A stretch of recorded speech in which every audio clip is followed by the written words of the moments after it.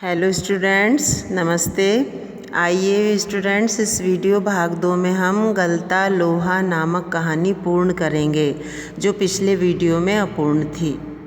पिछले वीडियो में हमने जाना था कि गलता लोहा नामक कहानी का मुख्य पात्र मोहन, जो एक मेधावी छात्र था और किंतु निर्धन ब्राह्मण था, अपनी प्रारंभिक पढ़ाई पूरी कर छात्रवृत्ति प्राप्त कर रहा था, जिससे उत्साहित होकर उसके पिताजी ने उसे एक परिचित के घर लखनऊ शहर में पढ़ने के लिए भेज दिया।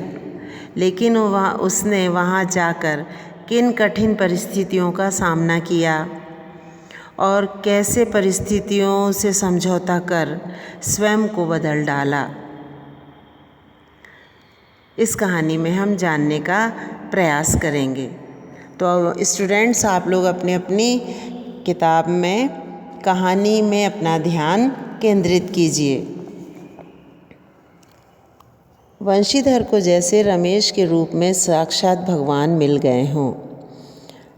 उनकी आँखों में पानी छलछलाने लगा। भरे गले से वे केवल इतना कह पाए कि बरादरी का यही सहारा होता है। वंशीधर को एक परिचित रमेश, जो लखनऊ में रहते थे, अपने बेटे को पढ़ाने के लिए मिल गए।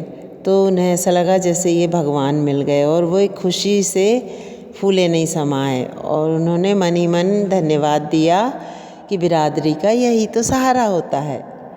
छुट्टियां शेष होने पर रमेश वापस लौटा तो माँ बाप और अपनी गांव की दुनिया से बिछुड़कर सहमा सहमा सा मोहन भी उसके साथ लखनऊ जा पहुंचा। अब मोहन की ज़िंदगी का एक नया अध्याय शुरू हुआ। घर की दोनों महिलाएं, जिन्हें वह चाची और भाभी कहकर पुकारता था, का हाथ बटाने के अलावा धीरे धीरे वह मोहल्ले की सभी चाचियों और भाभियों के लिए कामकाज में हाथ बटाने का साधन बन गया। मोहन, थोड़ा दही तो ला दे बाजार से। मोहन, ये कपड़े तो धोबी को दे आ। मोहन, 1 किलो आलू तो ला दे। इस बात को मोहन भी समझने लगा था कि उसकी घर में एक घरेलू नौकर से अधिक हैसियत नहीं है। थोड़ी बहुत हीला हवाली करने के बाद रमेश ने निकट के ही एक साधारण से स्कूल में उसका नाम लिखवा दिया था। लेकिन एकदम नए वातावरण और रात दिन के काम के बोझ के कारण गांव का वह मेधावी छात्र शहर के स्कूली जीवन में अपनी कोई पहचान नहीं बना पाया, क्योंकि दिन रात वह कामकाज में लगा रहता। पढ़ाई के लिए उसे कोई अवसर ही नहीं मिल पा रहा था। उसके घर का कोई प्राणी गांव जाने वाला होता तब उसे छुट्टियों में गांव जाने मिलता, नहीं तो अगले दर्जे की तैयारी के नाम से उसे शहर में ही गुजार देना पड़ता था। मोहन ने परिस्थितियों से समझौता कर लिया था, क्योंकि और कोई चारा भी नहीं था। घर वालों को अपनी वास्तविक स्थिति बतलाकर वह दुखी नहीं करना चाहता था। वंशीधर उसके सुनहरे भविष्य के सपने देख रहे थे। 8वीं कक्षा की पढ़ाई समाप्त कर छुट्टियों में मोहन गांव आया हुआ था।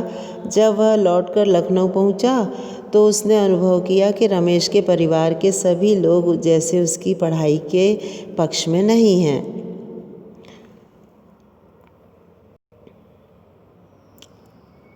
बात घूम फिर कर जिस ओर से उठती उसी मुद्दे पर ख़त्म हो जाती कि हजारों लोग, लाखों BA MA मारे बेकार फिर रहे हैं। ऐसी पढ़ाई से अच्छा तो आदमी कोई काम का हाथ सीख ले। रमेश ने अपने किसी परिचित के प्रभाव से उसे एक तकनीकी स्कूल में भर्ती करा दिया। मोहन की दिनचर्या में कोई विशेष अंतर नहीं आया। वह पहले की तरह स्कूल और घरेलू कामकाज में व्यस्त रहता। धीरे धीरे 1.5-2 वर्ष का यह समय भी बीत गया और मोहन अपने पैरों पर खड़े होने के लिए कारखानों और फैक्ट्रियों के चक्कर लगाने लगा। वंशीधर से जब कोई मोहन के विषय में पूछता तो वे उत्साह के साथ उसकी पढ़ाई के बाबत बताने लगते और मन ही मन उनको विश्वास था कि वह एक दिन बड़ा अफसर बनकर लौटेगा। लेकिन जब उन्हें वास्तविकता का ज्ञान हुआ तो न सिर्फ गहरा दुख हुआ, बल्कि वे लोगों को अपने स्वप्न भंग की जानकारी देने का साहस नहीं जुटा पाए। मतलब उनके सपने चूर चूर हो गए और यह बात किसी को बताने में भी संकोच करने लगे। धनराम ने एक दिन उनसे मोहन के बारे में पूछा था, तब वंशीधर ने सरासर झूठ बोल दिया। कह दिया कि वह सेक्रेटेरिएट में उसकी नियुक्ति हो गई है। परंतु धनराम ने ये शब्द कहा से बताया कि मोहन लला बचपन से ही बड़े बुद्धिमान थे। ये शब्द वंशीधर को बहुत देर तक कचोटते रहे। त्रिलोकसी मास्टर की बातों के साथ साथ बचपन से लेकर अब तक जीवन के कई प्रसंगों पर मोहन और धनराम बातें करते रहे। धनराम ने मोहन के हंसुए के फाल को बेत से निकाल कर भट्टी में तपाया और मन लगाकर उसकी धार गड़ दी। गरम लोहे को हवा में ठंडा होने के में काफ़ी समय लग गया था। धनराम ने उसे वापस बेत पहनाकर मोहन को लौटाते हुए जैसे अपनी भूल चूक के लिए माफ़ी मांगी हो। बेचारे पंडित जी को तो फुर्सत नहीं रहती, लेकिन किसी के हाथ भिजवा देते, मैं तत्काल बना देता। मोहन ने उत्तर में कुछ नहीं कहा, लेकिन हंसुए को हाथ में लेकर वह फिर वहीं बैठा रहा, जैसे उसे वापस जाने की कोई जल्दी न रही हो। सामान्य तौर से ब्राह्मण टोले के लोगों का शिल्पकार टोले में उठना बैठना नहीं होता था। किसी कामकाज के सिलसिले में यदि शिल्पकार टोले में आना ही पड़ा तो खड़े खड़े बातचीत निपटा ली जाती थी। ब्राह्मण टोले के लोगों को बैठने के लिए कहना भी उनकी मर्यादा के विरुद्ध समझा जाता था। पिछले कुछ वर्षों से शहर में जा रहने के बावजूद मोहन गांव की इन मान्यताओं से अपरिचित हो, ऐसा संभव नहीं था। धनराम मन ही मन उसके व्यवहार से असमंजस में पड़ा था, लेकिन प्रकट में उसने कुछ नहीं कहा और अपना काम करता रहा।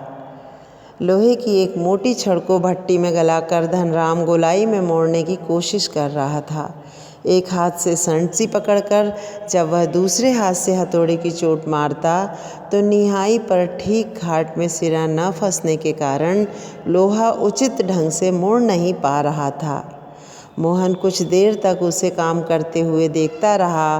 फिर जैसे अपना संकोच त्याग कर उसने दूसरी पकड़ से लोहे को स्थिर कर लिया और धनराम के हाथ से हथौड़ा लेकर नपीतुली चोट मारते हुए अभ्यस्त हाथों से धोखनी फूंक कर लोहे को दोबारा भट्टी में गर्म करते फिर निहाई पर रखकर उसे ठोकते पीटते सूखड़ लोहे का रूप दे डाला। मोहन का यह हस्तक्षेप इतनी फुर्ती और आकस्मिक ढंग से हुआ था कि धनराम को चूक का मौका ही नहीं मिला। वह आश्चर्यचकित होकर मोहन की ओर देखता रहा। उसे मोहन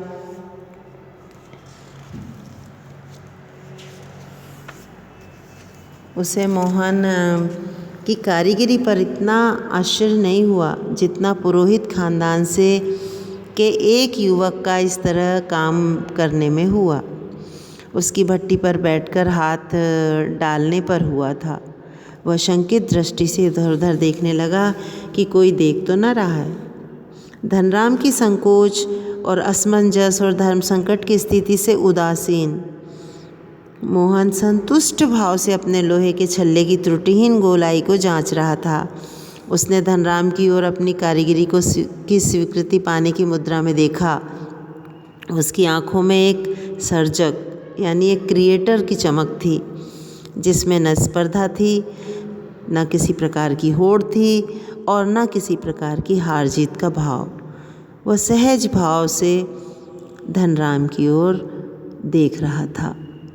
यही कहानी खत्म होती है स्टूडेंट्स।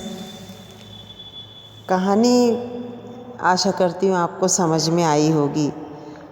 कहानी का अंत ये था कि मोहन ने परिस्थितियों से समझौता कर अपने व्यक्तित्व को बदल डाला।